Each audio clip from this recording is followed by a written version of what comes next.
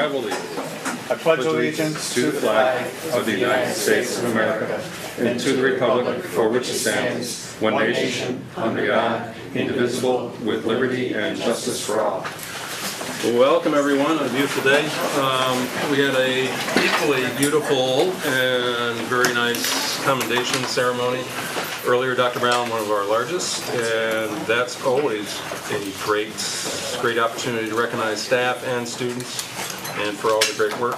And Brad, we probably have modifications. We do. If we could add a supplemental personnel report dated today. I just passed those out.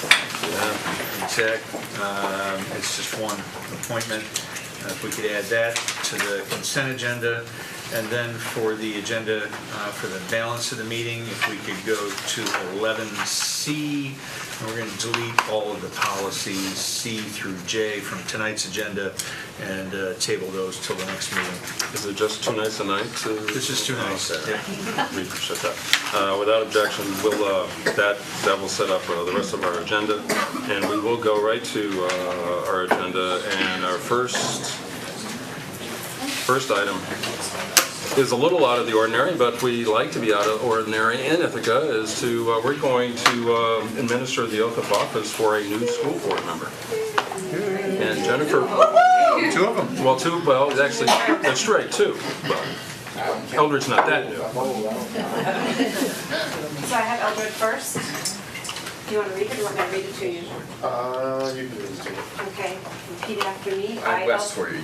I, Eldred Harris, I, Eldred Harris, do solemnly swear that I will support the Constitution of the United States do solemnly swear that I will support the Constitution of the United States. and the Constitution of the State of New York, Sometimes. The Constitution of the State of New York. and that I will faithfully discharge the duties of Board of Education member That I will faithfully discharge the duties of the Board of Education member according to the best of my ability. according to the best of my ability. If you could sign, right where I've got a sticky note to tell you to sign. Click With that.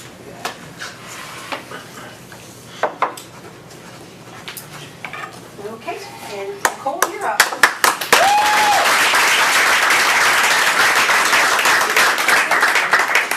Thank you. I, Nicole LaFay, do solemnly swear that I will support the Constitution of the United States and the Constitution of the State of New York, and that I will faithfully discharge the duties of the Board of Education until the best of my ability. Okay,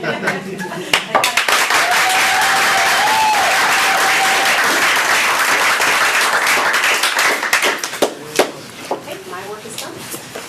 And just to be clear, why are we doing this? Eldred, by virtue of being, yes, the highest vote getter, Eldred, in the past election, is assuming the last number of days of Judy Maxwell's term.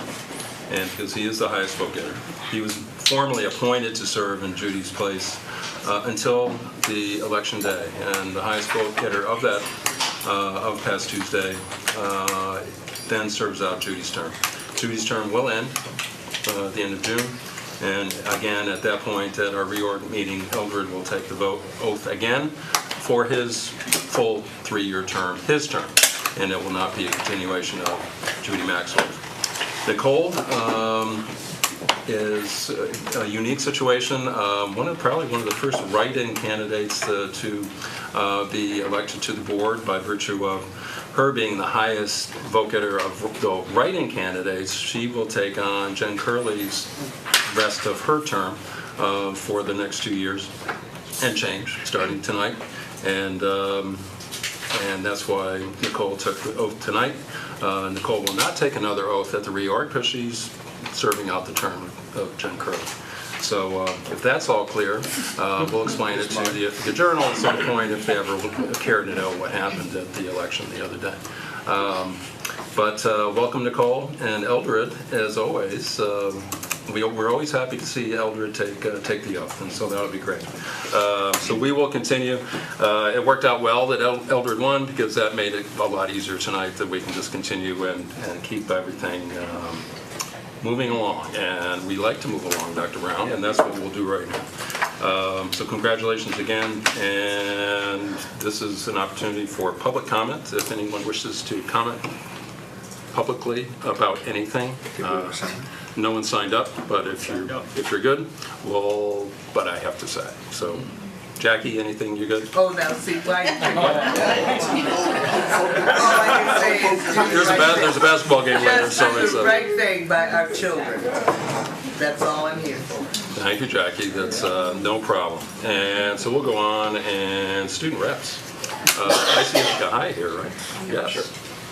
So today, actually, after school, there was an event in the big gym where there was a panel discussion for the board reps.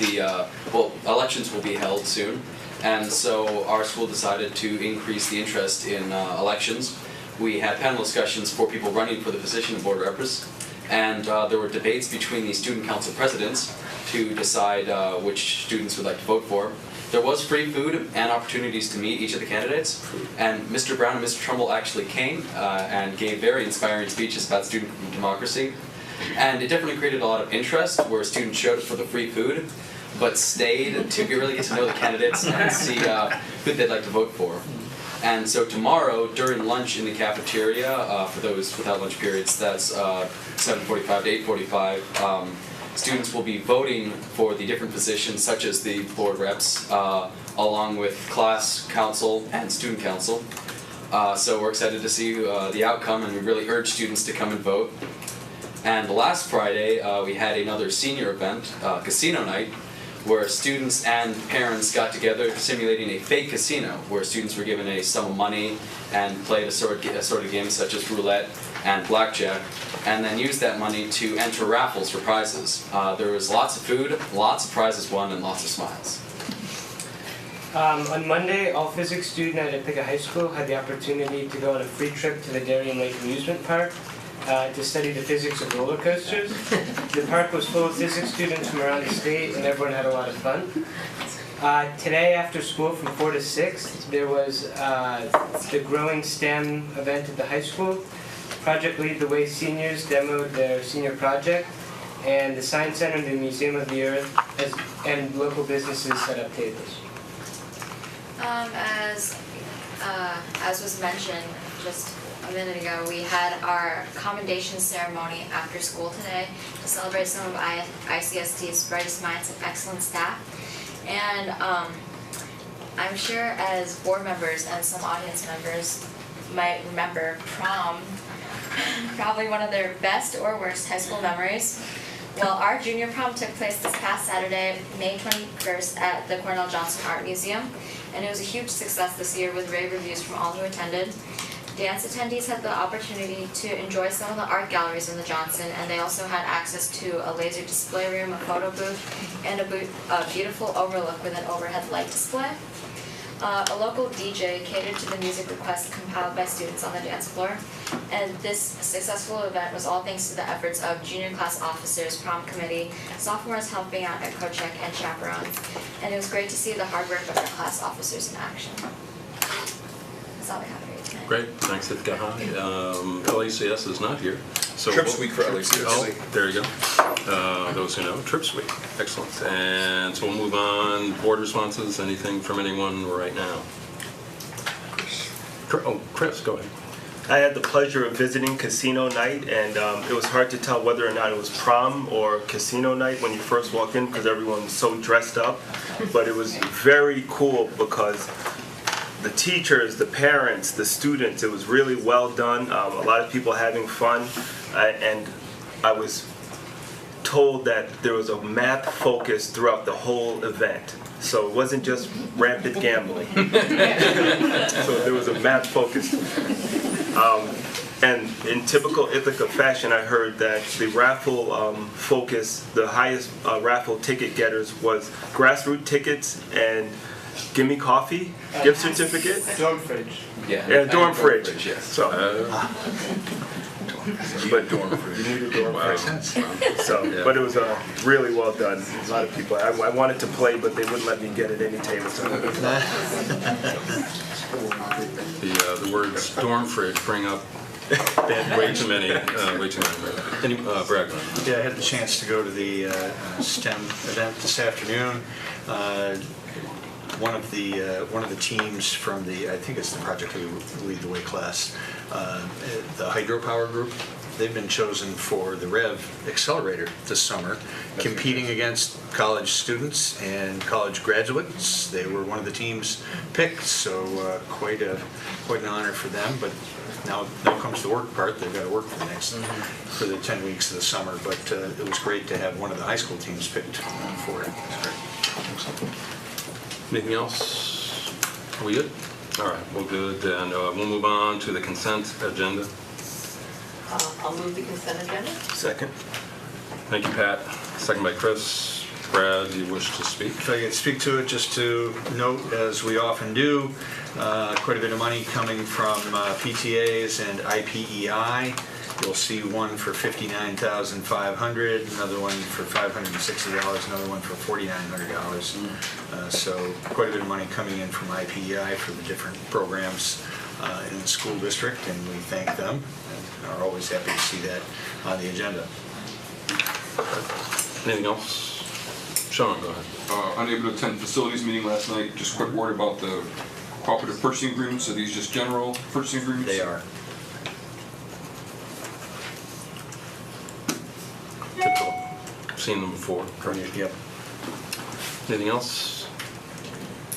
Nothing else? Move seconded, all in favor on consent? That's everyone. All 9 of us. Wow. We haven't I had, thought I had added Nicole in here. I don't see it. I will make the adjustment after the meeting. I don't know how to fix it at the moment. Apologize. but we did, well, we're all 9 and we're good. Okay. We haven't had 9 in a long time. It's pretty good. Dr. Brown. Thank you for the opportunity to say a couple things. I will start with thanking the students of Mythical High School. One, for saying that I inspired you. I want you to know how you always inspired me. Mr. Trumbull and I showed up to the event this afternoon, and frankly, I thought I was going into an event similar to what happened when I was in high school. For the student council, president, elections, and this kind of opportunity, you go in and you hope to wear a nice suit and hope people will vote for you because you're popular. That didn't happen with our young people. This was one of the best organized events I've been to this year, run completely by young people, and the debates were good. I'm taking notes about how to debate. They knew the issues, they talked about what they would do, they were respectful in the conversation. Again, please know how much you inspired me around the democratic process. And at the same time, I want to thank our community for inspiring me yet again. Thank you much for supporting the budget, supporting the Board of Education, and all that you do this week to get out to vote, as we ask folks to go out and vote. We appreciate that. With that, I would like to share some of what we've learned from the recent vote, because there was a lot written this week about the process and what was shared or not shared. First, welcome, Nicole. And please know we talked about it a little while ago. What Board of Education members do is probably, from my perspective, the best work and most important work in the country right now. It's volunteer work. And what I've seen over my 6 years here in New York State, which is very different from other states where board members are paid well and have to campaign and work a fraction of the number of hours our board members put in every week, as much as staff, for free. And I don't see them ever getting many thank you emails. I see all the bad ones you get. So I want to thank you and welcome to this great team of people who do this work for young people.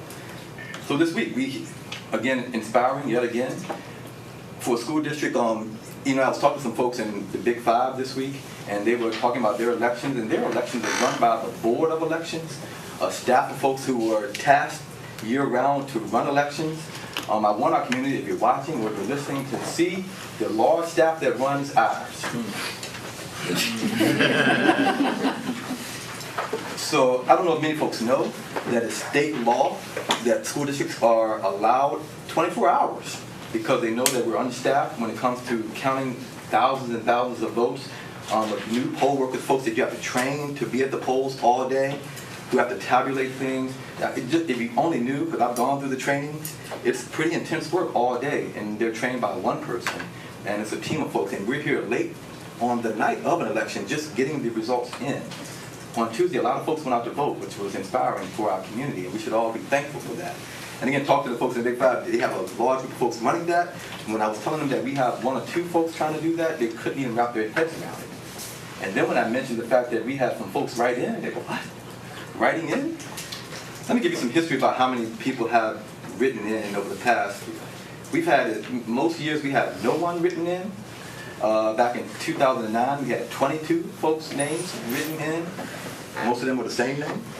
2013, we saw an aberration in numbers. We had 105 folks' names written in. I remember that year. Elmer Fudd was a name. Daffy Duck. That's folks who aren't taking the process as seriously as our young people who inspired me to take the process seriously. Last year we had 64. This year we had over 1,500 people write in. Just to give you another soundbite and note, that's 1,234 more votes this year than all the write-ins combined of the last 14. As a person whose name is Louvel, and knowing how many different ways my name has been spelled in my lifetime, I hope, Nicole, you recognize that your last name wasn't an easy one for folks to spell. So what folks don't realize is that the team of folks who do the elections have to verify those names, vote by vote, and have to run it by attorneys to determine if that vote should count, if it shouldn't count, if it's Nicole LaFave, Nicole LaBelle, Louvel. We had folks write in names of board members who were on the tape, who were already on the board. So sorting through that is not easy for a team of people. So when folks are asking us to hurry up and get the results out, we're trying as quickly as we can. We were worried more about the 24-hour law and the deadline to get that information out, because if not counting all those write-in votes, which could have happened, we would have a different board today, and we'd be having other conversations as a community. So anyone asking about how long it takes, what the process looks like, just call the team of folks who work on it every day, or ask me. What's happening with the votes? What does the process look like? How is democracy working in the Ithaca City School District? And from my perspective, it's working very well, thanks to young people like you, and thanks to people like you who decide to be a part of this team of volunteers and actually reach out to families and supporters to write your name in, which is powerful. So thank you. Thank the folks who are here tonight. Thank the young people. And anyone has questions about the process or the number of votes, which was the most over the last 14 years combined, just call us. And hopefully the line isn't busy, or she can get back to you what she does within 24 hours. If I can transition down to accommodations, we just had the largest accommodation ceremony in the history of the Ithaca City School District. Folks asking or wondering why we say we're one of the best districts in the country is because now we can document it. I'm just going to read you some of the awards that were given out today. We had young people recognized for winning national math competitions. We had 8 National Merit Scholarship finalists. School districts around 80, 90,000 on average tend to have 1 or 2. We had 8 in a school district of 5,500. We had, I wish I had the yearbook here, we have the best yearbook in New York State. It was recognized as so. Not only is it best overall, but then he broke it down by 5 or 6 different categories, and we're the best in that too. All-State Band, we have the most young people receiving All-State Band awards than any other district in New York State. There are over 730 plus districts in our great state. We recognize community service. We recognize teachers who are flying and working all over the world to help build curriculum, support young people, and now coming back to do that same stuff here. So when folks ask, it's not just me being a cheerleader anymore, or speaking about aspirations. We now have some of the best educators and young people producing those kind of results daily. We do this once a quarter, by the way. And every time we do it, we have similar recognitions. Different young people. If you're wondering about how diverse the group is, well, there are young people come from all backgrounds, all different colors, different homes. It's really powerful to see. So next time you hear about accommodation ceremony happening in the school district, come. It typically starts at 5:30. We're having a good time, and we're out by 6:15. If you wish to see excellence, that's much more than a test score. I think that's it. I'm done preaching now. Thank you for giving me the opportunity. Always a pleasure, Dr. Brown. I'll just follow up with Dr. Brown just briefly. The one number you did not give, there was 215 different? Oh, yeah. There are 215 different separate names. Out of that 1,544 write-in ballots, there were 215 different names. And so it took Jennifer really and the attorneys to go through everyone, and that's every ballot, to determine whether there was a write-in, whether it was one name, correct name, or what the name was, were they, did they live in Ithaca? And so we will push back a bit on the local media. They were told over and over again that we were not planning and would not release preliminary, unofficial, inaccurate numbers on Tuesday. So we had a pretty good idea that the budget passed, et cetera, but it's we have heard from our attorneys. They push constantly to stop districts from releasing information before it is verified and certified. And so we have until Wednesday to certify those results. It gives us an opportunity to review not only the written ballots, but also the electronic ballots. In the old days, it was the other voting machines that didn't always work right, depending on where you were, the old clickers. So it's the idea that the media was very upset and declared what we were doing as bad government and inexcusable, frankly, is laughable. It can only be good government to verify and certify election results because of the importance of them. This is the same media that will, on election night, will call a state when 1% of the precincts are in. They will call a state, and for one candidate or another. I have little confidence in our local media, which is not really local anymore. They were looking for something to write about, and we found it kind of interesting that they wanted to write about that. They didn't want to, prior to the vote, they did not want to write about what was in our budget, what we do here, anything about the district. Didn't really care who was running. And how and what might happen when we had 3 candidates with 4 open slots.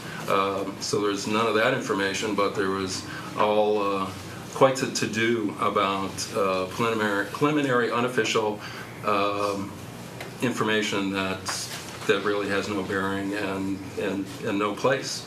So we're more than happy to explain to the media and explain to the Ithaca Journal how these things work, if they would ever ask or if they would ever want to really understand what this district is all about. They probably should have been at the commendation ceremony today. They were not. And so they have a rapid response reporter, and that is what the Ithaca Journal has come to. So that is what you get, is a rapid response story. So I fully support Jennifer Hillman, a tremendous job that Jennifer did this year, working very long hours to do to get the election out as one of her primary duties. And of course, we threw a few wrinkles at her this year. This was a unique year, but that's okay. That's what we have to deal with. So Jennifer did an outstanding job. Information is gladly given to anyone who requests it, and we will follow all procedures, legal, and regarding openness, and we are open. We are an open book. Ask anything, and we are glad to answer any questions anyone has about anything about this district. And so that's about all I have, Dr. Brown. And I will stop preaching because we want to hear from what's going on in this district tonight, and we're going to do that in a few minutes as soon as we get done with the ICSD Smart Schools Education Investment Plan. Amanda.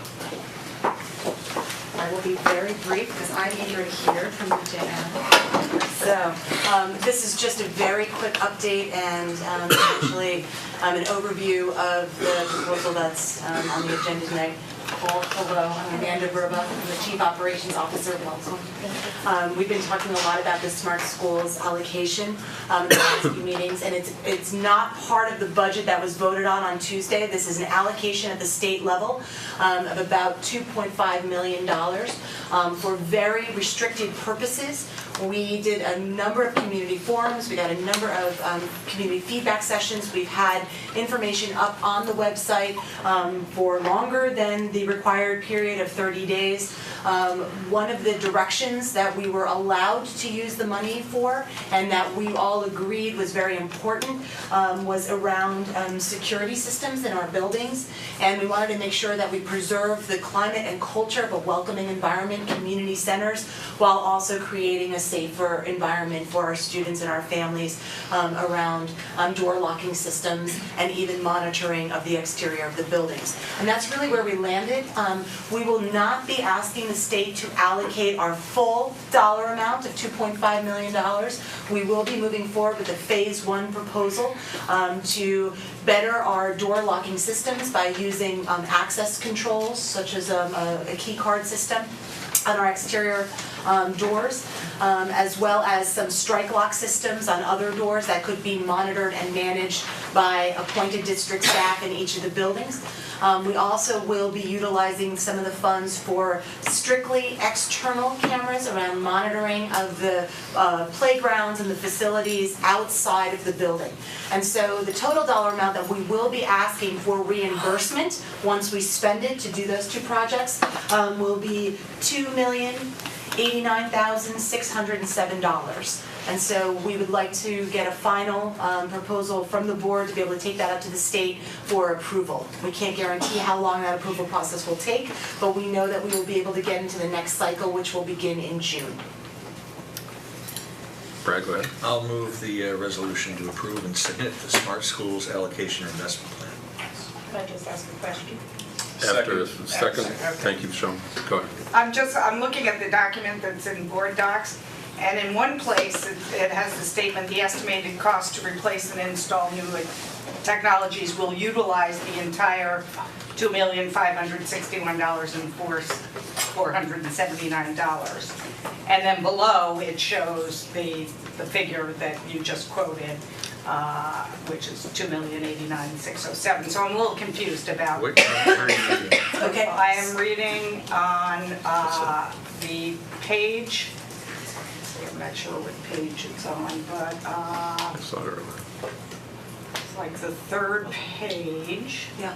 We discussed this last night in finance, and I think it probably is a mistake that we did not correct. Oh, it's not. It's in the presentation, not in the Oh, not in the okay, it's in the presentation. Okay, all right. Yep. All right. And so we want to make right. We are asking for just the reimbursement of not the whole allocation, just $2,089,607. And just to remind everybody, we've already borrowed the money short term. Right. So that we can do this and then be reimbursed by the state. And you still have the option of doing the balance at some point in the future. Absolutely. That would be a separate allocation- resolution. That's correct, and we'll go through the same process again. We've gotten a lot of great feedback, specifically from the principals and even the students themselves. We were in buildings, which was great. And so phase 2 can happen at any time. That money does not go away. Again, we have to spend it, and then we get reimbursed. And so that'll leave just close to about $500,000 to make a determination of how we'll use that. Go I ahead. just had a question, two questions. One being, do we have a high rate of incidences throughout the school district? And 2, have students stated that they fear walking through the building late at night, or they don't feel safe to warrant this proposal?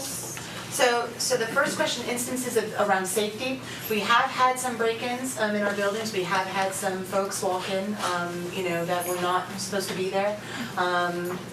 That occurs. We are also in a college town, so we do have episodes where playgrounds, facilities are damaged, used improperly, abused. So a lot of the monitoring of that facility, we wanted to make it more about surveillance for the exterior, really around those times when, especially when students aren't in session because of a lot of the vandalism that occurs and the damage that occurs.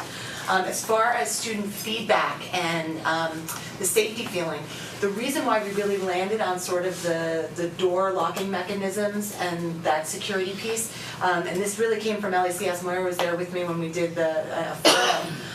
There was a lot of concern about feeling like somebody was watching them, but there was minimal, if not even barely any concern about the fact that a door was locked while they were in school and in session. As long as doors that they used to be able to get in and out of the building during a day could be open to them. And that's sort of what this sort of plan gave us, was the flexibility that a building level principal or a teacher could request to the building level principal. The ability to have their door to the playground open from 9 a.m. until 2 if that's what they chose. Or that a science classroom that utilized a doorway to go outside and do research or study could have that door open and set. And then instead of just using your key, it would just be locked or unlocked based on more of a computerized system versus a key system. What we did find, and in a lot of narrative and a lot of communication with the public, is that there are keys out in the public that should not be there. And to rekey and recode sort of those doors is just extremely labor intensive. And we found that the utilization of more of a key card system that would also be a security measure that I would now have my picture, I'm meant to be here, was more valuable in sort of trying to recode those doors. But those are excellent questions. And I think we got really good, we landed on sort of honoring the culture, but also creating security. And that's why we're here. Just to follow up on that quick conversation, and we'll try to do some of this outside the meeting as well. Part of our conversation has been to think about the Smart Bond Act or ideas of security, not just around notions of security or safety, but also about community building. So part of the reason why we landed on not having cameras in buildings was because of this idea of possible invasion of privacy. But that shouldn't be expected sort of in the exterior of a building of using a main entrance in some regards, right? So, but really trying to have some conversations about how do we create communities that also feel safe, as opposed to just trying to start locking every door or locking things down. So that's been part of our dialogue and discourse. And each of our buildings has their own culture, and so we'll be flexible into the needs of the building, to the needs of location, right? Some don't have foot traffic, some have incredible foot traffic, and so trying to have some of these conversations that we've been participating in to try to do what's best for schools and for our buildings. And one other addition, this did not go top down. This was all the plans that were developed were all draft. They were all delivered to building level principals. Building level principals designed the process for feedback, however that looked to them in their buildings. They got feedback from whatever teams that they denoted or full staff, and then those plans were modified without really any, we did not give them a charge saying you must have 4 doors that look this way and 3 doors that look this way. It was really designed by the school building itself, and these are for non-instructional and instructional buildings across our district. So again, we knew that each building has a different sort of way that they sort of work their doors, right? Or they work their sort of in and outs. And this plan, again, was very, we had a vision of what the district should look like, but it also was individualized per the building. I guess my fear is that the implementation of the cameras could possibly change the culture of the school building in terms of walking in and feeling like the environment isn't safe since the cameras are being put there. So there might not even be any fear, any incidences that are happening, but these cameras are being put there, so people are now having the perception that something is happening because the cameras are there. Yeah, I think that's going to be a really valid point when we go forward with communicating this work further. And we've done it a little bit through the communication through the district, but we clearly always need to be able to let people know why this is happening. It's not because there was some impetus. There was funding that was very specific, and that we use that targeted funding for a purpose, not to address some sort of serious nature. Although we do have some data that shows us that there have been some reasons why this might be a good path to take. So I think that's a really good point in terms of the balance of our communication further. This will not stop. I mean, I think we will be keeping the Smart Schools section of the website available.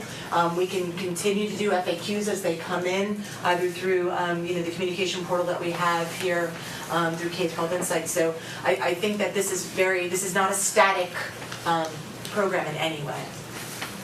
Thanks, man. Anyone else? Very good. Move seconded. All in favor? That's everyone. Thanks, man. Very good. And we'll move on to our favorite part of all of these meetings, is hearing from our school leaders and hearing from the schools. And Sue? Great. Thank you. BJM. So,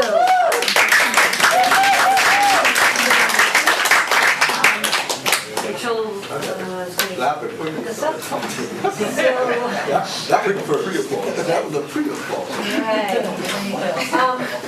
So, good evening, everyone. And I want to start certainly by thanking you for inviting us. But after hearing all of the sort of auspicious openings, I want to certainly thank the wonderful Jennifer Holman for getting us all of our elections happening and for getting our write-in organized. So thank you so much for that work. Really appreciate it.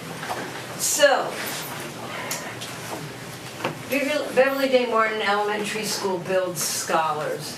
This is an important phrase for the community around us to grab hold of. I want to introduce some of our teacher scholars first. This is Hope Darcy Martin. She's a first grade teacher. Mr. Alex Santana, second grade teacher. This is Kelsey Delaney. She's a fourth grade teacher, as well as a person working with some professional development in-house and doing an administrative program. And Rachel Valanzano is only sitting back there because as a third grade teacher, she's also my tech mentor, and she's in charge of anything that's up there. So BJM, as folks know, has a really long and rich history of building community and sustaining community. There's a lot of pride in our community. There are generations of families whose grandchildren and great-grandchildren go to BJM. Family members come in, they go down the hallways of the building, they say, "There's my picture," and it was from 30 years ago. They look at all kinds of archival documents we have, and they have a lot of pride in having been members of the BJM community. That needs to be honored, and as we honor that, we're also moving beyond the slogan that says BJM builds community, which our previous t-shirts have, so I'm showcasing our other t-shirt. I do know how to dress for a board meeting, but I wanted to showcase this t-shirt that says BJM builds scholars. And we have 400 thinkers in our building, and we wanted to take the opportunity tonight to share a little bit with the larger community about what some of that thinking looks like, and then where we're taking it. So, our scholars are very busy, engaged in critical thinking and critiquing their work. You see engineering and design there. Those little guys with the blocks were given a very particular charge on how to use equipment to create a certain kind of structure. See the little guy on the left with the ball going through a little channel? That was an air pump to see if he could use the force of air. They were studying forces to follow a pathway. We've got urban artists up there. You can't quite read the documentation from one of the modules about the importance of reading around the world and the kinds of actions that students and families around the world have to do to exercise their right to an education. So part of our focus is also then interdisciplinary work.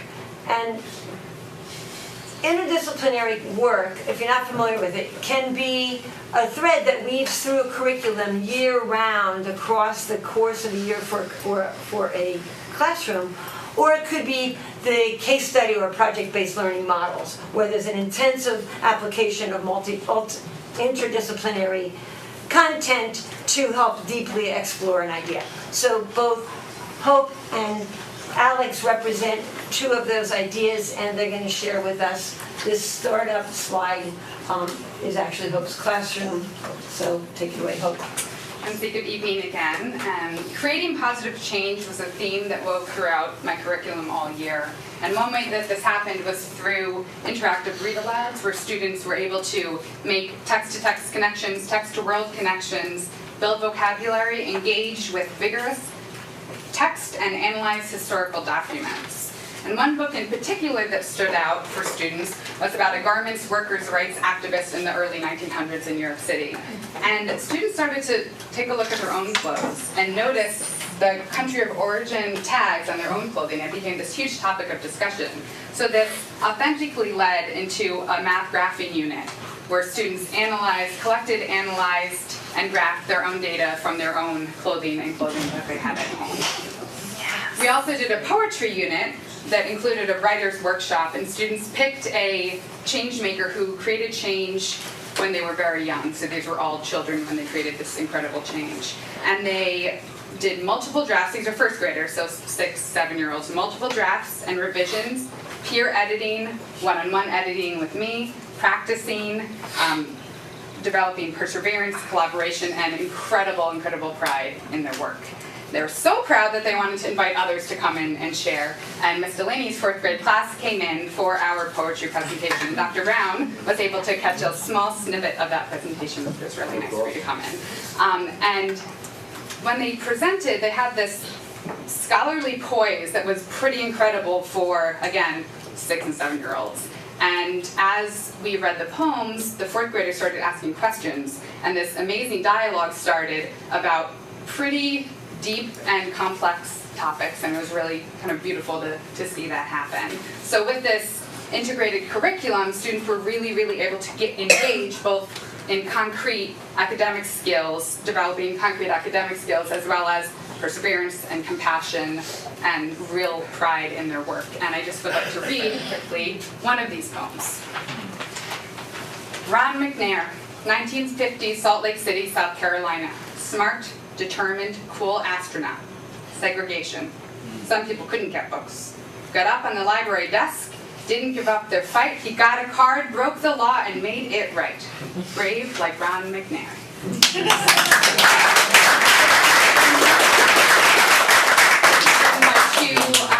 7-year-olds. So thank you so much for having us here today. Thank you. So Alex is going to speak for a minute about the case study model. The case studies, I assume Liddy has presented to the board before about what that initiative in the district has been over the past few years. At BJM, we're really proud that we have staff in every grade level from pre-K through 5 taking on case study work. Some of that has been examining water, yes, the very water that made us famous. They have done a fabulous job distributing. They've created an entire distribution network in the building of water bottles. Also, and we've studied invasive species, we've studied urban artists. We've actually also studied potholes, because we are the downtown school, and there are a lot of potholes on our streets. And in connection with the 4th graders actually studying potholes, we were able to interact with the Cornell Materials Lab, Materials Science Lab, to investigate what would be better materials that would create fewer potholes. Alex is going to share with us a case study that his 2nd graders are working on. Hello, everyone. So, in my 2nd grade classroom, we're working on a case study for how to build a community garden for BJM and actually grow food. So again, we used an interdisciplinary approach in our case study. So as part of the case study, we started with math. And we did a seed sale. So you'll see the seed packets that will go around shortly. And as part of the seed sale, we were multiplying, dividing, we were adding, subtracting, counting money, doing tables and graphs. Okay. In our garden, we were actually learning about geometry. We learned about shapes, the different shapes that we see in the garden. We learned about length by measuring how much fencing we needed for our garden. So we used yardsticks, we used rulers, we used measuring tapes, and this was all how we brought math to life for students. And again, answer that question, why do we have to learn this, and how can I use what I'm learning in school in my community? So that's how math came to life for our children. For reading, we started with our anchor text, which was Farmer Will Allen and the Growing Table. Okay, we read how someone can grow food in an urban community, in an urban setting, which is really important for our students to see, again, how it connects to them. Okay? Writing we were doing throughout the process. So we kept journals, we had observations. For science, we used the scientific method, and we learned about how the different needs of plants and how we can create our own model gardens in the classroom and see if they really do need water, they do need soil, they need sunlight. And those became our variables for the experiment. As part of the case study, we also brought in experts. We brought in Josh Dolan from the Cornell Cooperative Extension, and he's the community gardens coordinator. Again, the idea of the case study for us is about hands-on learning and bringing what we're teaching in the classroom to life for our students. So we were outside in the garden. We learned how to use tools, how to use shovels and wheelbarrows. We learned about the value of cooperation because you can't do this all by yourself. So you two need to sit together, try to figure out how we're going to roll this wheelbarrow to that side of the playground. And children truly saw that they need to work together, and it is important to be able to cooperate with others. So again, we have what we do in the classroom, and we wanted to bring it out into the community, into the garden, to see how we're going to continue to use this, not just in second grade, but when we move forward. So, the seed. So those seeds are designed, filled, and sold and calculated by our second graders, so when you plant them, you'll think of BJM.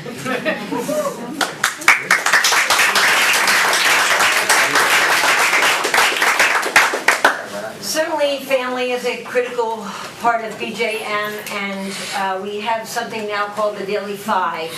I developed an advisory council shortly after I got to BJM to create an opportunity for voices to come to the table that are not typically present and engaged. And folks have come to the table and they came up with what is it that they needed to do to support scholarship in their own students. And some of those folks were also developing their own scholarship. One of the members of our advisory committee herself was a teen mother who's gone back, gotten her GED, and was very responsible for getting the language on that to the point at eye level and to be really clear so that anybody could look at it and know what was expected of them. Also, in terms of family, we had a group of folks came to me also in the first year to say, we need a family center. And so by the second year, we developed a family center, and we continue to work on increasing using it as a resource. That's currently a group of parents who are using it the other evening. We have 93% of our families are participating right now in their children's conferences. Our goal will be to get that to 100%, but we're pretty proud of the 93 right now. Additionally, going on with staff, so you've heard about some student scholarship, families looking at scholarship, and now also our own teaching scholars.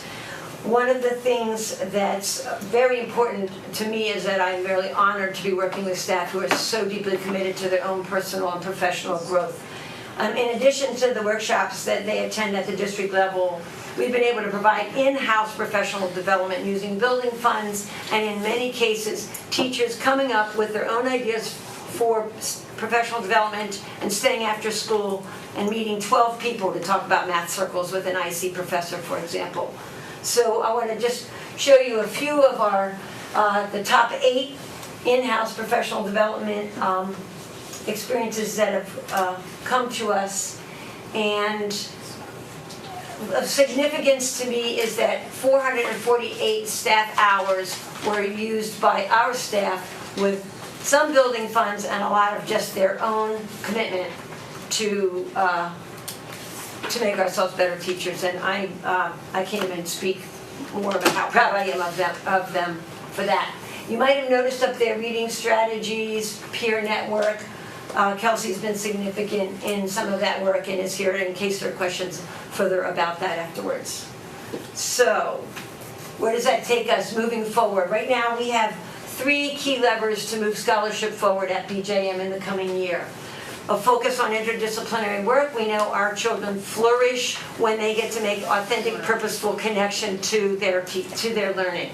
Thus, the case studies and project-based work are ways to support that, as well as like what Hope did, which was the interdisciplinary through the year, not a particular case study or project-based.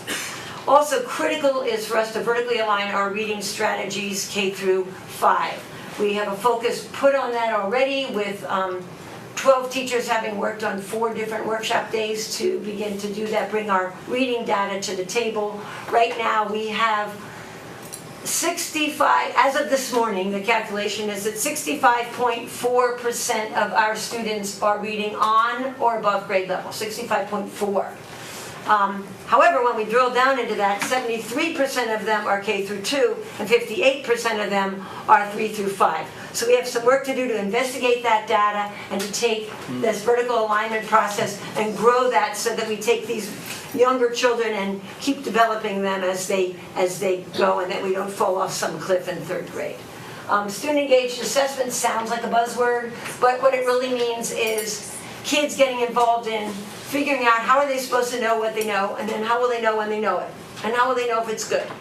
And that work we are doing in different parts of the building, different classrooms. And the co-teaching model, which we are beginning at BJM in the fall, following the district initiative, district support for administrators to be taking that on. Second lever is key family involvement, the Daily 5, keep it going, increase our PTA involvement, expand our advisory council, go from that 93% up to the 100%, parent teacher conference attendance. I actually have a reason to believe that the way we're aligning some staff for next year, we have every reason to hit that number. And there are some added community support for families that we've built in with some coming grants that, again, I can speak to at another time. And then the key third lever is to sharpen our focus, to take all the things that you heard and move them into an intentional academic identity that has a systematic approach to getting there. I have some training now in how to do that, and I'm looking forward to doing that. We're going to actually be doing that starting with families on June 2nd at a big family event. So really to sort of end this, we have a school-wide read to self every year where we're working on how long can all those kids be in the gym together, 300 of them quietly reading to themselves. This year we hit 23 minutes. And we would have gone longer, but the 5th grade was missing PE and they were not happy about it. So, as I said, we are committed to building scholars at BJM, and I want to thank every one of the BJM supporters who's in the room. These folks have been working since 7 o'clock this morning, so when we're done, they will probably leave and feel awkward, but I think they should go home and sleep because we have children tomorrow. So, questions, concerns, thoughts? Sean, go ahead. Thank you for your time. First, thank you folks for the presentation. It's fantastic. I greatly appreciate it.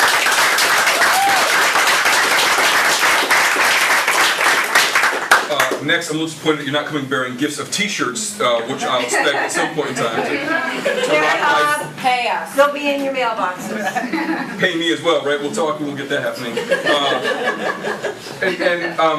In terms of the focus of BJM Build Scholars, as someone who's been involved at Ithaca College with the MLK Scholars Program for over a decade, we have a good deal of conversation about the use of that term, scholar, and we spend a good deal of time working with students to understand what it means. And I've found that to be an incredibly useful anchor for young folks to be able to latch onto, because it gives them something to not necessarily aspire to, but some sort of form of thinking about them in themselves in academic ways.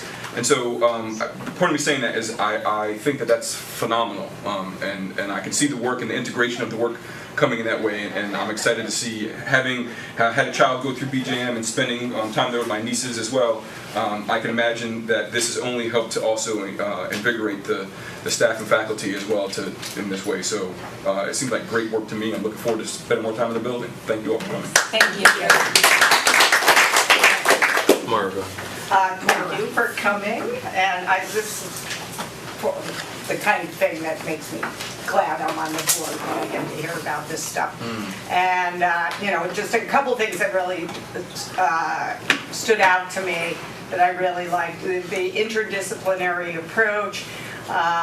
Really like hearing about kids writing poetry, and also the in-house professional development. I think that sounds great, and my experience is that collaborative professional development is so powerful when you're working with people that you see every day. and you hear what they're doing, it really gets teachers excited. And I think it's an unbelievable testament to your staff, the kind of volunteer time that they're putting in for that. One thing I'd love to hear a little bit more about is moving forward on co-teaching. Like, what's that going to look like? That's such a great question. They're all saying, okay, Susan, what is that going to look like? I know that. It's an exciting challenge. As we, over the next 2 weeks, I feel like I will also finally have nailed down what new hires we're having, where people might be shifting around, and which teams will be working with whom. That being said, if you take a pure co-teaching model, you use what they're teaching us at the institutes out of Syracuse, right, with George C. O'Hara's. They're looking at a model where in the school you have 12% of your kids have IEPs. So then the distribution of numbers of children with those services can easily match up with the services available to them in terms of reading teachers and special ed teachers. Our numbers are significantly higher, and so trying to figure out how do we match folks up with a co-teaching team to the best of our ability, not yank people around, because that's the point, is to not fragment, and yet also meet the needs of all those kids. That is the challenge. I have 11 people who have met about 5 times to look through what are the pros, cons, what are the questions, what are the dilemmas, and then they got put on hold until I could say, here are the teams. And that's where we're going in June, is to map that out. We have a lot of training planned with Jen Gondek and Lee Ginenthal, Jen from BOCES. We have support from Liddy on that to also continue it throughout the year on as weekly basis as we need to work with those teams to work out the issues. And the work we have planning this summer with Cheryl Doberton, and the case studies will be our folks doing case study work, those who want to, with their co-teaching team as we're getting started, getting to know each other in that mode. Will the co-teaching involve ENL as well? Yes, but they won't be the sole co-teacher because of the various needs. And the new regulations for ENL, we have to plow through those and to see what that means they can do in and out of the room. Yeah. And then First, thank you for these wonderful seats. I love the packaging. I love that they're all different. I'm really excited what you're doing with the garden and how you're kind of bringing a lot of these ideas to life. So really nice work. And I'm just excited to see the way you seem to be all very kind of engaged and kind of really innovating. So it looks very exciting to me. Buddy. Thank you, Buddy. I don't know this, so I'm asking you to share or teach us. The interdisciplinary work sounds fantastic. Case studies are great. I know I was that kind of kid. I'm talking about 2 freight trains and moving it, you better hit me with the New York City subways, right? But how do you bring that back into the classroom? Right? After they've touched, after they've experienced, we know the tests aren't going to be measured in the way where they can go out into the field. So what are the techniques for bringing that newfound confidence, that newfound wisdom back into the standard protractor ruler mathematics assignments? Do you want to address that? You have the math with the garden. Why do you want to pick that up? Well, this interdisciplinary work really lends itself to that because while we're out looking in our own, we walked, it was mentioned that we looked at potholes because we were studying weathering and erosion. And so before we just went out and looked at potholes, we did a lot of research, a lot of reading, a lot of exploration of nonfiction text articles to learn about the science behind it before we went out, and then we were able to apply that. So the reading skills at a rigorous level at nonfiction text was something that they were working on during that time.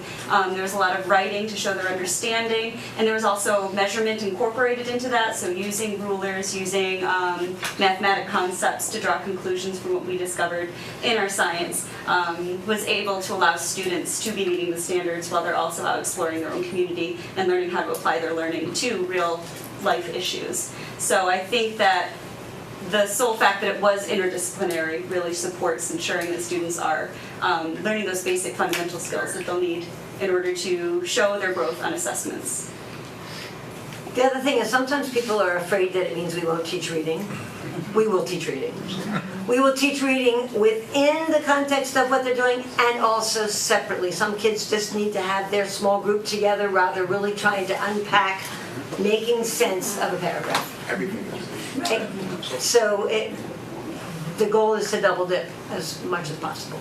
And that's one of the neat things, again, about this work is that my first graders were doing every single New York State standard through even just honestly, the poetry of what this Change Maker unit. They were doing, analyzing characters and lots of problem solution. That was kind of our whole basis for this is what was the problem, how did they solve it? So you can cover what you need to cover. It takes a lot more work.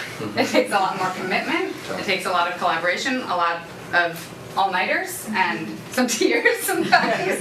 But it takes total buy-in from your students, from your colleagues, from your leaders, and from families. So it's a big task that we're all embarking on, but I think we're all here because we want to do that work. So we have seen it help. I mean, majority of my students are on or above grade level with reading, and they didn't come in at that level. So it can be done. It just takes a lot of working together.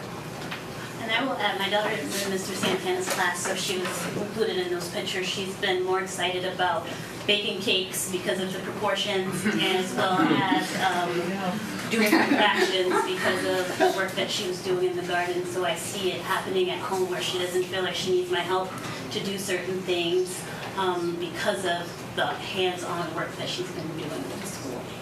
So for me in particular, I start off with those units that we need to make sure we hit throughout the year. So addition, subtraction, multiplication, division, counting money, tables, graphs. These are all things that we did in this case study. So we are meeting the standards as we're doing the case study. And again, because we're doing it outside, it's also very engaging for students. And we talk about educating, engaging, and empowering. This is what it does. This is what a case study does for children. So they feel empowered to go and apply that to their lives, and then they see the paper in front of them, and it's like, well, I know how to do this. I've done this before. So I know I have to just do it here on this paper, but if I can carry it into my community and do it outside, I can definitely do it in this piece of paper. So, a lot. That's great. Chris, go ahead. So having 3 kids go through BJM, it's very near and dear to my heart, and you always had that community feel, and it's very exciting to push that scholar aspect. Hello, Ms. Scott. You might have wanted to get started with that. I should have started with that. I apologize. But no, this is extremely exciting, and I love one thing you said with the interdisciplinary engagement of you get it, and you get what you get when you get it, which I hate the jargon that always flows back and forth. Everything has a title or an acronym. Tell me how they get it, so I can recognize it when they get it. And so it makes sense. So when you're talking to a child and you're interacting with them, you know, it's not this process that you have to go and become a teacher to decipher so that you know they get it. I believe we make things way too difficult because you guys know children and you work with children and your dedication shows, so you're getting it. So thank you. And I would love the way you brought it to us and delivered it, and your passion shows, so thank you. I'll just add, I too had a child who went through BJM K through 5. It's a reunion. So it's near and dear to my heart as well. Pat, go ahead. Well, I'm a South Hill family. Scott was there when my kids went.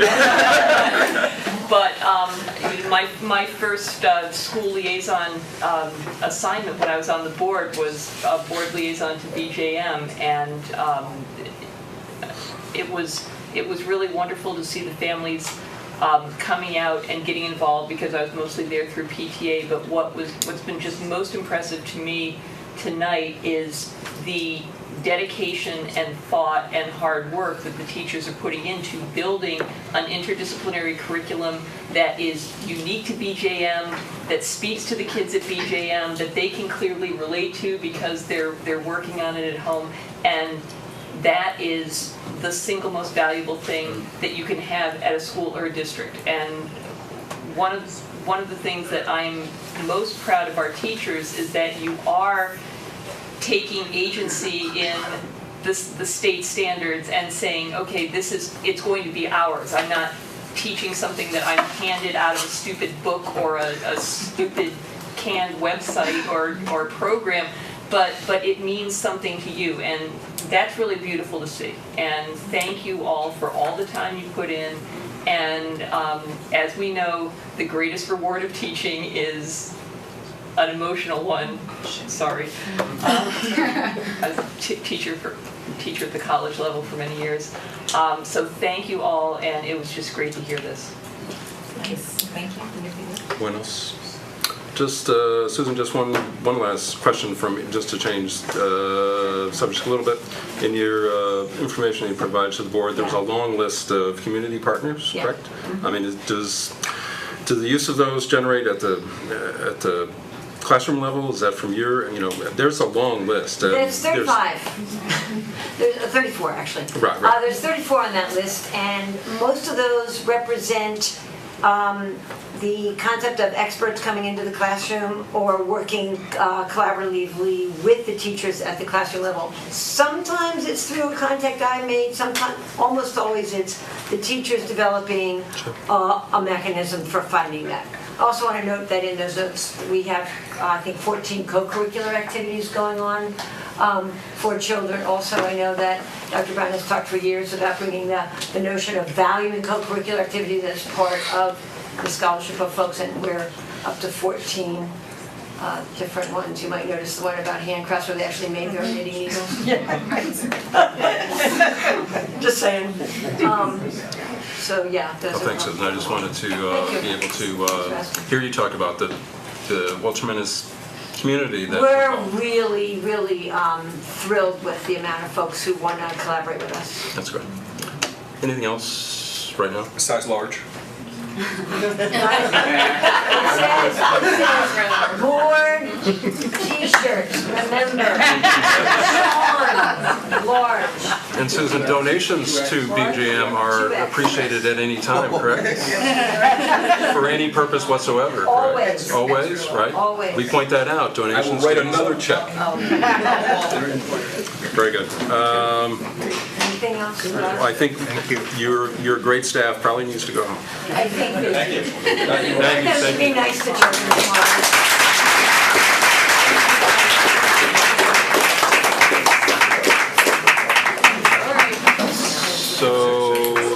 So very good. We have stricken the policy work.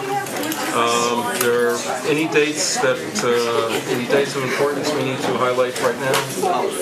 Yes, there's a slight change in the meeting for policy on Thursday. We're going to be meeting at 4:30 on Thursday. Can I note that for the first time in my career, there was no snow days in a particular school year? And Friday will be a day off for students.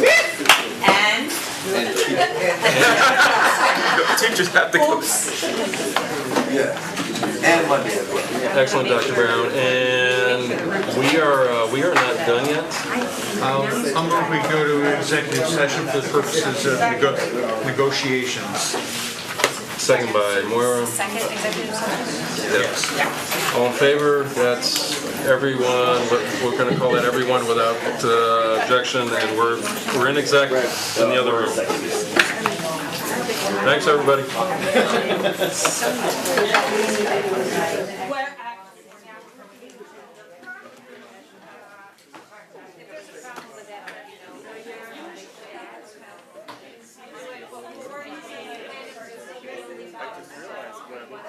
They did such a good job with the pen and squad. It was hand drawn by